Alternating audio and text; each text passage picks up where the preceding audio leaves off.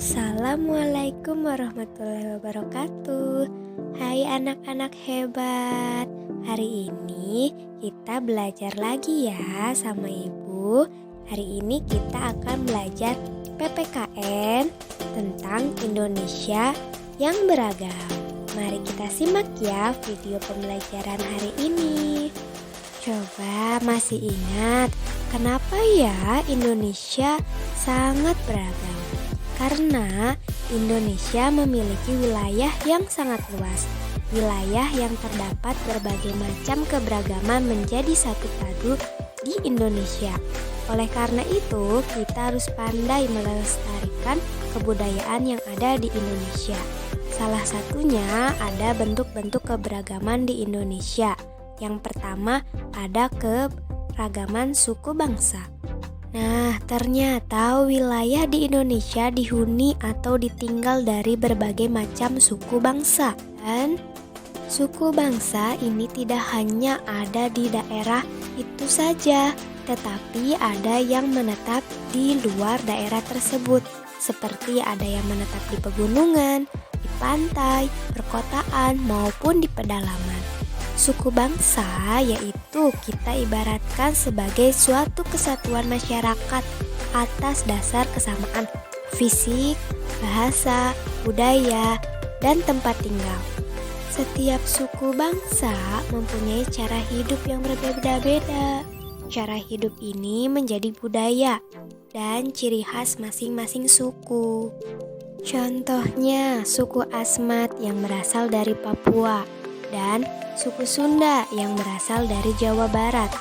Suku Asmat memiliki bahasa dan adat istiadat khas suku Asmat. Begitu pula dengan suku Sunda, memiliki bahasa dan adat istiadat. Sehingga biasanya setiap suku jarang sekali memiliki kesamaan dari segi bahasa maupun adat istiadatnya. Selanjutnya yang kedua ada keberagaman budaya. Setiap suku bangsa menghasilkan keberagaman budaya. Bentuk keberagaman ini berupa pakaian adat, upacara adat, kesenian tradisional, dan alat musik. Contohnya yang pertama adalah pakaian adat, termasuk keberagaman budaya. Karena pakaian merupakan salah satu identitas atau ciri khas yang membedakan suatu suku bangsa dengan suku bangsa lainnya. Biasanya terlihat dari model pakaian, warna, hiasannya yang berbeda-beda antara satu daerah dengan daerah lainnya. Pakaian adat ini biasanya digunakan untuk acara-acara khusus seperti pernikahan ataupun acara adat yang lainnya. Dan ini adalah contoh pakaian adat dari Papua dan dari Jawa Tengah. Selanjutnya ada bahasa daerah. Bahasa daerah atau bahasa adalah alat untuk berkomunikasi antar sesama manusia.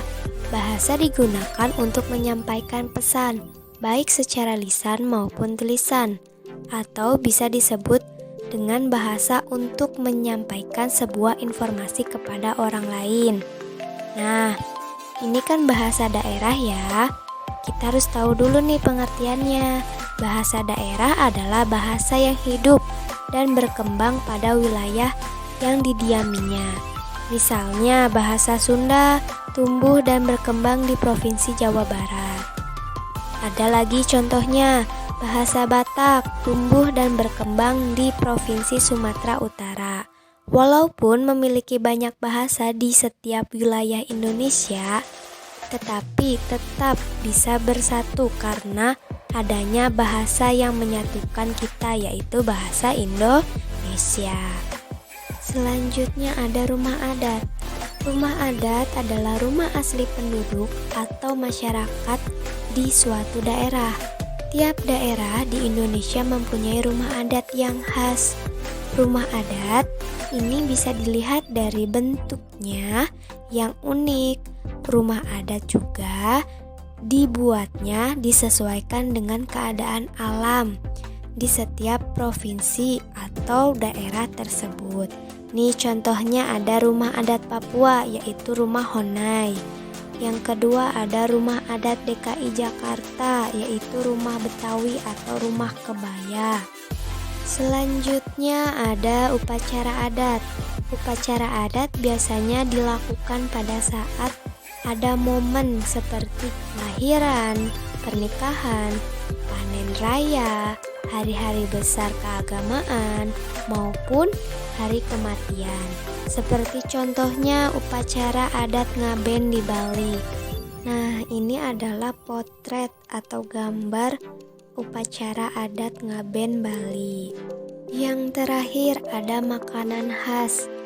Makanan khas adalah makanan yang dimiliki dari daerah tersebut dan biasanya bahan-bahan serta rasa disesuaikan dengan kesukaan dan mayoritas wilayahnya itu menghasilkan apa saja. Misalnya orang Jawa Tengah, khususnya daerah istimewa Yogyakarta, lebih menyukai makanan yang manis-manis seperti gudeg. Sedangkan di daerah Padang lebih menyukai makanan yang pedas-pedas seperti rendang. Nah, begitu ya Indonesia yang beragam. Walaupun kita beragam, tetapi kita harus menjadi satu, harus rukun dan saling menghargai. Nah, alhamdulillah pembelajaran ini sudah selesai ya. Dilanjutkan dengan mengerjakan tugas yang ibu berikan. Semangat terus. Assalamualaikum warahmatullahi wabarakatuh.